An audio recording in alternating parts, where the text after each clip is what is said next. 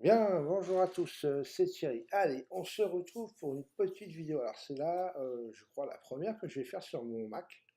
Parce que pour ceux qui sont proches de moi, vous savez donc que j'ai changé mon système informatique, hein, je ne voulais plus de Windows. Donc je suis repassé sur Mac, sur lequel j'ai toujours été avant de commencer le trading, hein. C'est le trading qui m'avait fait repasser sous Windows. Mais là, honnêtement, j'en pouvais plus, donc je décidé de repasser sur Mac. Alors c'est pas évident parce qu'il faut que je fasse plein de réglages, voilà, plein de choses à régler. Donc là, en fin de compte, le but de cette petite vidéo, c'est pour vous montrer, pour ceux qui seraient sur Mac, évidemment, et ben j'ai réussi, après pas mal d'essais infructueux, à faire tourner Sierra sur Mac. Voilà, donc, et je parle que sur Mac, directement sur le Mac, sans passer par une session Windows. Voilà, quel petit logiciel, vous allez voir, je vais vous montrer ça.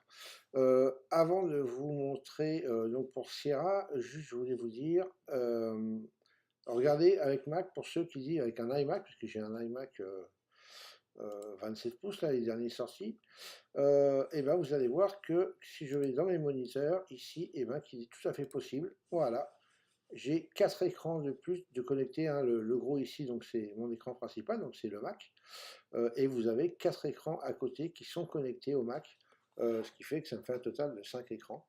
Donc vous voyez, ça passe très bien. Alors évidemment, ils ne sont pas tous en Ultra HD, mes écrans, parce que sinon ce ne serait pas possible. Au niveau de la carte graphique, elle ne supporterait pas autant de résolution, une résolution aussi forte. Donc ce qui fait d'ailleurs, j'avais même ma télé, que, pour ceux qui savent, que j'utilisais avant. Mais comme c'est une télé en 4K et que je n'ai pas pu baisser la résolution avant de la débrancher, et ben, je n'ai pas pu la rebrancher évidemment puisqu'il ne la prenait pas. Donc, vu que j'ai déjà mon écran principal qui est en 5K, oui, un écran qui est en 2560 par 1440, donc l'Ultra HD, et après le reste c'est du 1080, et ben tout passe bien. Mes trois autres écrans donc, sont en 1080, 1920 par 1080, donc ça passe très bien, et la carte graphique gère ça sans problème.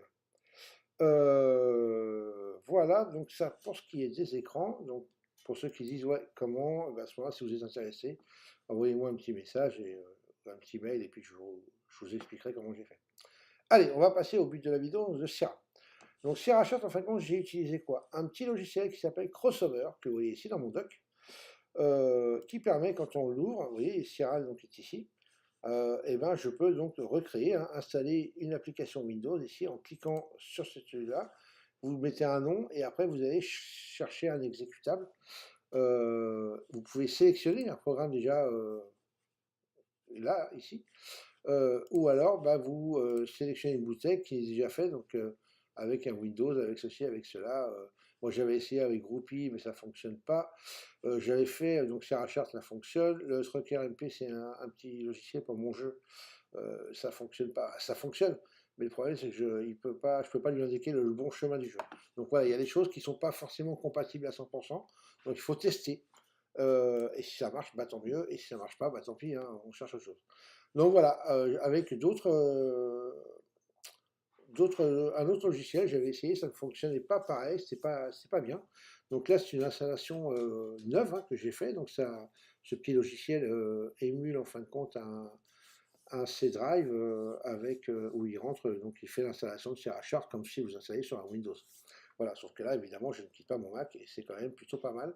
Et ce n'est pas un Windows qui est émulé, c'est vraiment que le logiciel. J'avais essayé aussi avec un petit logiciel qui s'appelle Parallel Desktop, qui permet d'émuler un système Windows complètement, qui marchait bien d'ailleurs. Sauf que bon, ça ramait un petit peu quand même, je trouvais, donc c'était pas super fluide. Mais par contre, ça fonctionnait pas mal. Mais la fluidité, c'est pas là et ça me dérangeait. Donc voilà. Donc là, actuellement, je vous dis, quand je suis sur mon session trading, j'ai vous voyez ici, là, vous voyez, j'ai ce qu'on appelle Bootcamp ici. Vous voyez, c'est ma session Windows. Donc j'ai fait une partition Windows sur mon disque dur que je boot donc le matin quand je suis en session de trading. Et après, je repasse sur le Mac, évidemment, dès que j'ai fini.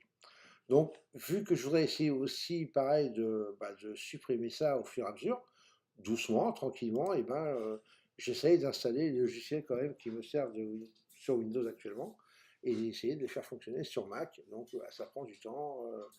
Donc voilà, ça se fait petit à petit.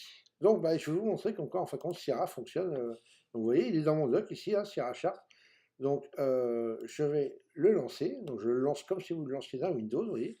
Boum, voilà, il va se lancer avec le nom de la session. Et donc, Sierra Chart se lance. Alors, par contre, il va falloir que je lance avec Qfid, parce que je connecte avec Qfid hein, sur le Mac. Voilà, et dès qu'il va me mettre connect ici, il va essayer de se connecter en fait. Regardez, hop, je vais vous montrer. Voilà, vous voyez. Là, il connecting, il essaie de se connecter, donc là, je peux cliquer sur connect. Donc, ce n'est pas automatique, par contre, il faut vraiment cliquer sur connect. C'est pas aussi intuitif qu'avec Windows, mais ça marche très bien. Donc voilà, il est bien connecté. Donc maintenant, je vais aller ouvrir un chartbook que j'ai fait. Donc en l'occurrence, je vais prendre l'analyse VP que je viens de terminer tout à l'heure. Donc voilà, ça va, vous voyez, mes 6 graphiques, vous voyez, c'est assez fluide, hein, ça passe, ça marche plutôt pas mal. Donc je me suis recréé des graphiques alors, provisoires, hein, parce que j'ai pas tous mes réglages. Je ne peux pas, par contre, pour l'instant, j'ai pas réussi en tout cas à faire des copier-coller entre certaines choses que j'avais sur mes Sierra Windows.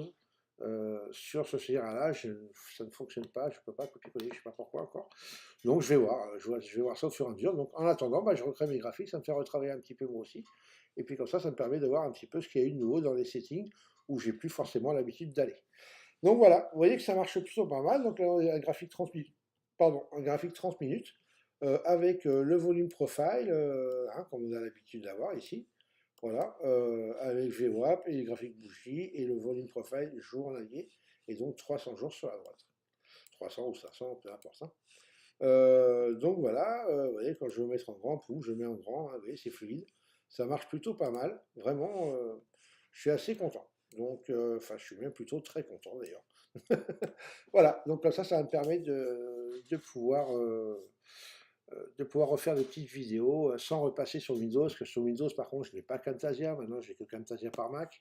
Voilà, donc tout ça, c'est un petit peu compliqué entre les deux, donc c'est juste une question de réglage au départ. Et puis comme ça, après, bah, tout va se mettre en place au fur et à mesure.